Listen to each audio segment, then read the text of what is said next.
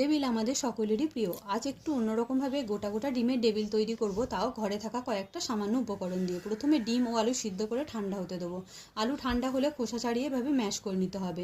এবার শুকনো খোলায় গোটা জিরে, ধনে, লঙ্কা দিয়ে ড্রাই রোস্ট করে ঠান্ডা করে গুঁড়িয়ে রেখে দেবো। এবার কড়াইতে সামান্য পরিমাণ তেল দিয়ে একে একে পেঁয়াজ কুচি, আদা রসুন কুচি দিয়ে সামান্য ভেজে নিয়ে দিয়ে দেবো আন্দাজ মতো লবণ ও হলুদ।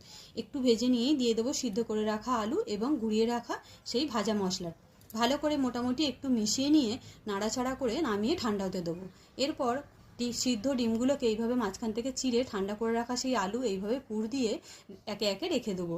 এই সময় একটা পাত্রে সামান্য বেসন, লঙ্কা গুঁড়ো, হলুদ গুঁড়ো এবং লবণ নিয়ে সামান্য সামান্য জল দিয়ে এইভাবে একটা ব্যাটার তৈরি করব। খুব মোটাও না, খুব পাতলাও না। এবার কড়াইতে তেল গরম করে গোটা গোটা ডিম ডুবিয়ে এবারে পরপর ভেজে নিলেই একেবারে তৈরি গোটা গোটা ডিমের ডেভিল। চা কফির সাথে দারুণ জমে যাবে।